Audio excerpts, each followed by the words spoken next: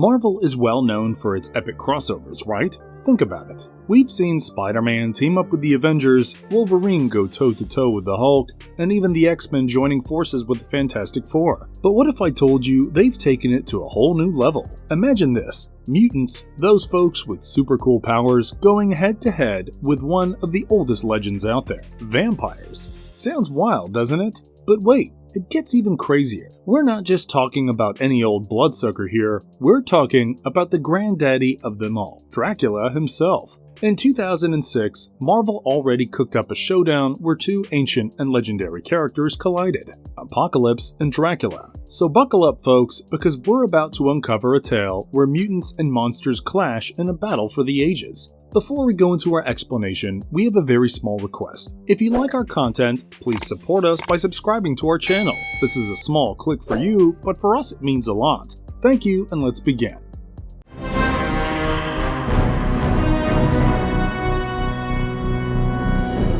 Who is Apocalypse? Well, everything we will be talking about right now is from Marvel's Earth 616. It is the universe close to our own, with the addition of places like Wakanda. Moreover, this is the Earth where you see the amazing Spider-Man. Apocalypse was also introduced in this Marvel universe. Although famously known as Apocalypse, his original name was En-Sabah-Nur, translated as the Seven Lights. He was actually the first second-generation mutant born in ancient Egypt thousands of years ago. His life started off rough, abandoned because of his monstrous looks and raised by a ruthless nomadic warrior. But here's where things get interesting. His powers turned the tables. From slavery to conqueror, he crushed anyone who dared stand in his path. His motto? Only the strong survive. Weakness? It doesn't stand a chance in this world. Over the centuries, Apocalypse wasn't just some ordinary mutant. He was instead worshipped like a god by different cultures all across the globe. And he didn't just sit back and enjoy the adoration either. He actually had his own crew, a bunch of superpowered enforcers called the Horsemen of Apocalypse. But here's the kicker. Every so often, he'd take a nice long nap to regenerate and keep his immortality in check. And while he snoozed, his descendants, known as Clan Aqaba, kept the world in line, spreading his message of mutant supremacy far and wide. Throughout the Marvel Universe, Apocalypse has earned the role of a villain, being enemies of not only the mutant group of X-Men, but the Avengers as well.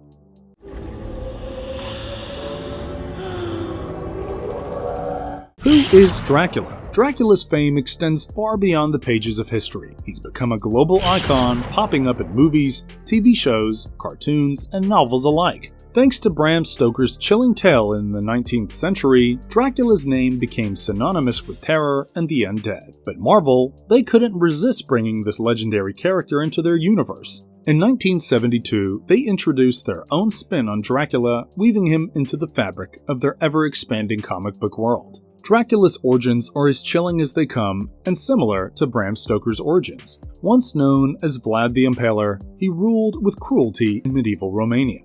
But it was after striking a deal with dark forces that Vlad's transformation truly began. Going back in time, Vlad, alongside his father and brother Radu, was a formidable force on the battlefield. But in 1444 AD, their journey took a dark turn on the treacherous roads to the Ottoman Empire. Seeking peace, they instead stumbled into a trap set by Sultan Murad II's agents. Captured and held hostage, Vlad's father was coerced into submission, igniting a rebellion that ended in sorrow and loss. For 5 agonizing years, Vlad endured captivity and torment. But fate had other plans for him. Breaking free from his captor's grasp, he emerged a man of ambition, seizing the title of Voivode of Wallachia at just 18 years old. However, how he crossed paths with Apocalypse is another story. In 1459, Vlad encountered Apocalypse amidst the chaos of war. It was during this conflict that Radu spotted the ominous flag of the Riders of the Dark, the unmistakable emblem of Apocalypse.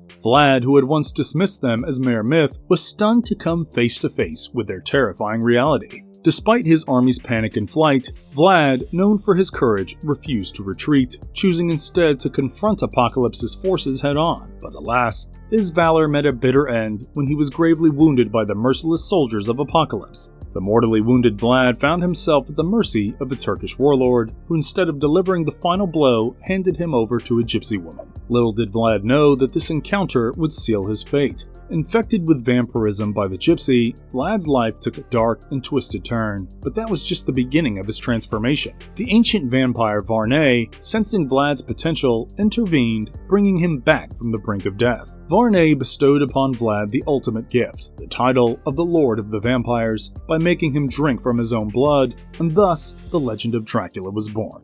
Apocalypse Resurrected. Written by Frank Thierry, the creative mind behind comics such as Deadpool, the saga of Wade Wilson, and Star Wars Darth Vader, X-Men Apocalypse vs. Dracula hit the shelves as a 4-issue comic series in April 2006. In this story, we are taken back to the streets of 1897 London. Starting off with the murder of a librarian, the story kicks off like a detective story. While the detectives take a look at the victim, they see a bite mark on her neck and a red tattoo behind her ears. Yes, the mark of Apocalypse's descendants, or the mark of the clan Aqaba. However, at this time, the ancient legacy is still unknown to the detectives. Soon we are introduced to a character named Jack Starsmore, but the other detectives start giving him a hard time. They then reveal that their plan is to grill the House of Alexandria, but Jack's not having it. He tries to put the brakes on their scheme, warning them it's a bad move, but they don't listen. Then we find ourselves inside Hamilton Slade's house, where things are getting real interesting. The two detectives start shooting questions and trying to make sense of the mysterious mark they've been chasing. And then, out of nowhere, Hamilton starts spinning a tale straight out of the history books. A story about none other than the Aqaba and Apocalypse himself. As he breaks it down, Hamilton drops a bombshell. Turns out, the larger the size of that tattoo, the stronger the person is. And just to prove his point, he whips off his shirt, revealing a massive tattoo on his chest. Talk about a revelation. As the detectives lay eyes on Hamilton's massive tattoo, they reach for their guns in self-defense. But here's the kicker. Hamilton's not your average Joe. He's got skills, and he takes those detectives out like it's nothing. And then, just when you think things can't get any crazier, he turns to Jack. Now, you'd expect him to finish the job, right? But instead, he starts grilling Jack about why he couldn't keep those detectives off his back. And that's when another bombshell drops. Turns out, Jack is also a part of the House of Alexandria, an organization tied to Apocalypse's bloodline. However, Hamilton walks out of his house telling Jack that he will take matters into his own hands. Meanwhile, over in the ancient sands of Egypt, things get intense. We catch a glimpse of Ozymandias, one of Apocalypse's loyal horsemen, making moves. We see him resurrecting his boss, Apocalypse, from his slumber.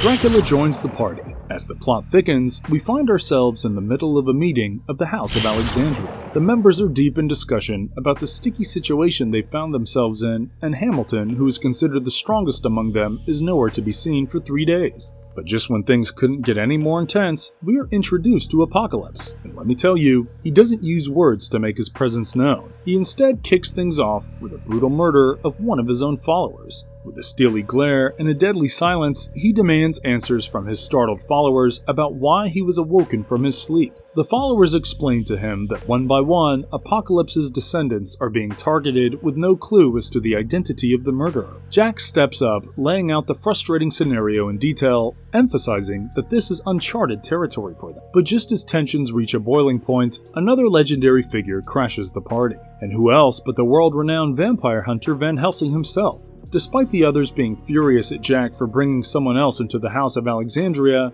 Jack stays cool as a cucumber. He reassures them that Professor Helsing is absolutely essential during these chaotic times. Even though Apocalypse is all frustrated, he faces off against Professor Helsing. It's a tense showdown as Apocalypse recalls their past encounters where Helsing mistakenly believed Apocalypse to be a vampire due to his never-changing appearance. However, this time, Helsing exudes confidence. He admits his previous error regarding Apocalypse and asserts that he's onto something big this time. With all eyes on him, Helsing drops a bombshell. The victims weren't just preyed upon by ordinary vampires, they were targeted by none other than the king of vampires himself, Dracula. Now, you can imagine his revelation isn't exactly met with applause. Nevertheless, despite their skepticism, Apocalypse decides to accompany Helsing to the hospital where the victims are being held. But before they depart, Apocalypse issues a stern warning to Helsing. If he's mistaken about Dracula, he'll face dire consequences. As they search the morgue, the victims are nowhere to be found. But Helsing, he knows what's going on. He lights a match and points up, 3 spooky figures hanging from the ceiling. It's enough to make anyone's hair stand on end.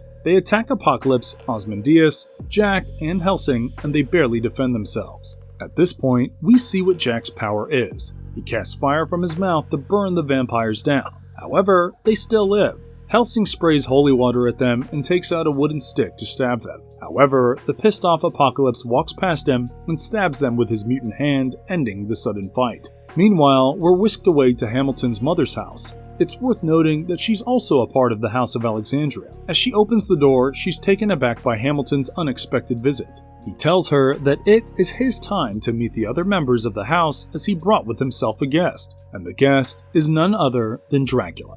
The end of the House of Alexandria. Now we find ourselves at an isolated farmhouse belonging to one of the members of the House of Alexandria, Frederick Slade, who by the way is Hamilton's brother. Inside, Apocalypse's descendants are busy covering the windows with wood and rubbing garlic on them, creating some kind of barrier against vampires. Amidst the preparations, we see Frederick, who's in a wheelchair, joining the team. But while the others gear up for battle indoors, Apocalypse remains outside, waiting for Dracula to come. Now, if you feel that we have skipped a lot suddenly, then yes, we have. Because now we will go into a flashback. Remember when they got back from the morgue? Well, they walked right into a nightmare. The House of Alexandria was under attack, reduced to rubble, and everyone inside was dead except for Frederick. But it gets worse. Hamilton, now a blood-sucking vampire, and his gang showed up, launching an all-out assault on Apocalypse and his crew. It was a bloody battle, with Apocalypse even getting bitten by a vampire. Just when things looked hopeless, Frederick swooped in, using his teleportation powers to whisk them away to safety at his farmhouse.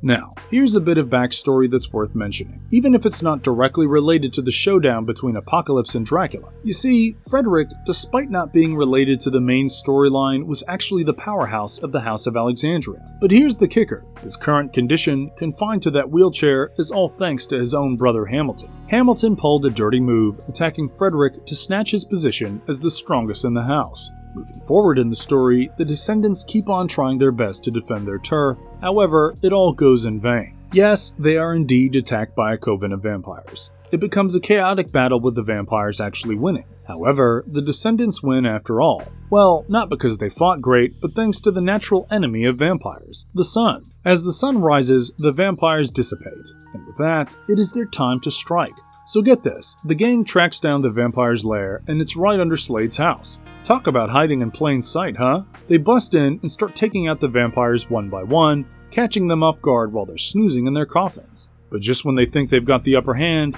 they realize the story's far from over. Turns out, neither Dracula nor Hamilton are anywhere to be found. Anyway, they burn the house down to ashes. Meanwhile, while all this chaos is unfolding, guess who's getting a royal escort? We see Hamilton riding in a cart with none other than his own mother. But they're not headed to just any old place. They're rolling straight to Dracula's castle.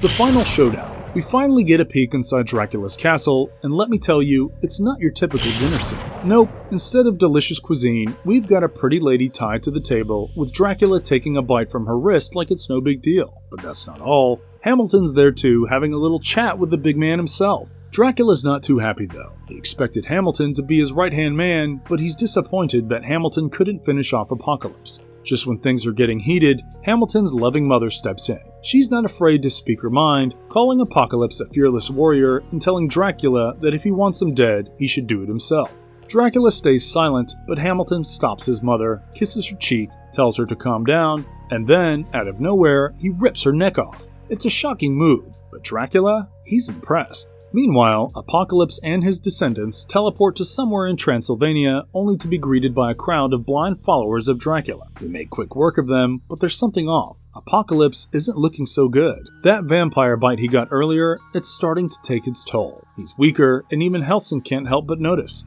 But Apocalypse, he's not about to listen to a mortal pointing out his weaknesses. He grabs Helsing by the collar, ready to teach him a lesson, when suddenly a bolt of blue lightning shoots between them, putting a stop to the tense moment. And here it is, the moment we've all been waiting for. Apocalypse is finally face to face with the Dracula. Dracula explains to him the story from long back, how Apocalypse didn't even kill him himself, but let his lackey kill him. Now it is time to do the same. Dracula sends wave after wave of rats, bats, and wolves to attack the gang, and let me tell you, it's pretty irritating for Apocalypse. However annoyed as he is, Apocalypse takes a deep breath and exhales, and just like that, everything around him disintegrates into nothingness. All that's left is Dracula. However, Apocalypse realizes that it's just his projection. Apocalypse challenges him, to which Dracula accepts, but he says that he will decide where to fight, and that will be none other than his own castle. As the climax approaches, Apocalypse and his descendants face a relentless onslaught of vampires on their way to the castle. While Apocalypse takes the direct route, the others opt for the indoor path, but safety is nowhere to be found. Suddenly, out of the blue, Hamilton makes his grand entrance. He grabs Ozymandias and hurls him out of a window, then sets his sight on Jack, the person he hates the most. By the way, the feeling's mutual between these two, but Hamilton's got the upper hand. He's stronger, and it seems like Jack's reached his breaking point. Hamilton taunts him before going in for the kill, but just when it looks like all hope is lost, Frederick steps in. In a swift move, he grabs Hamilton's head and tears it clean off. Revenge served ice cold. Talk about a jaw-dropping moment. With the death of Hamilton, it's finally time for Apocalypse to go head-to-head with Dracula. Apocalypse starts off acknowledging that Dracula has been one of the toughest adversaries he's faced yet. However, with no time wasted, Apocalypse transforms his hands into deadly spears and goes in for the kill. But then something strange happens. Apocalypse suddenly finds himself paralyzed, unable to move a muscle. It's confusing at first, but when Dracula commands him to kneel, everything becomes crystal clear. That vampire bite he got earlier, well, it's finally taken effect. Dracula's blood is coursing through Apocalypse's veins, turning him into nothing more than a puppet under Dracula's control. Could this be the end for Apocalypse? Well, not so soon. Just when it seems like all hope is lost, Van Helsing swoops in to save the day. With a spray of holy water, he breaks Dracula's hold over Apocalypse, turning the tide of the battle. Talk about perfect timing. Who better to take down a vampire than the legendary vampire hunter himself? Helsing taunts Dracula by reminding him that he should have let Apocalypse finish him off when he had the chance. And you know what? Apocalypse agrees. With a swift motion, Apocalypse pierces Dracula's chest with his mutant hand, then slices his head clean off with the other. But Helsing isn't done yet. He tries to tell Apocalypse how to completely end this, but Apocalypse isn't interested in taking advice from Immortal. He grabs Helsing's face, warning him not to interfere again, but instead of finishing him off, he lets him go. With victory in hand, Apocalypse finally walks away, leaving Dracula's castle behind him. Marvelous verdict. There's something truly special about seeing comic characters collide in epic crossovers. It's like a fan's dream come true, watching their favorite heroes from different comics join forces or face off against each other. Crossovers are a rare treat, which is what makes them so special. It's like witnessing a once-in-a-lifetime event. But here's the thing, when heroes meet, it's usually all about mutual understanding and teamwork. Sure, they might have their differences, but at the end of the day, they come together to fight the good fight. Now, when villains come together, it's a whole different story. It's like watching a powder keg waiting to explode. There's no mutual understanding or teamwork here. It's all about power struggles, betrayals, and epic battles to the bitter end. And let's be honest, there's something strangely thrilling about seeing the bad guys go head-to-head in a no-holds-barred showdown. In the story of Apocalypse vs. Dracula, there are no traditional heroes in sight. While we mainly follow the events from Apocalypse's perspective, it's important to remember that he's not your typical protagonist. He's a monster in his own right. On the other hand, Dracula's quest for revenge adds depth to his character and makes him somewhat relatable from his own perspective. It's easy to get caught up in the action and feel torn about whom to root for. Apocalypse, with his immense power, and Dracula, with his legendary status, both command attention and respect in the Marvel Universe. But here's the thing, there's no clear-cut answer about who's right or wrong in this showdown. They're both iconic creations of Marvel, each with their own strengths, flaws, and motivations. It's a battle of titans with the lines between hero and villain blur. And if you liked our content, don't forget to leave a like and subscribe to us if you haven't already. Have a good one and be safe. Thanks everyone!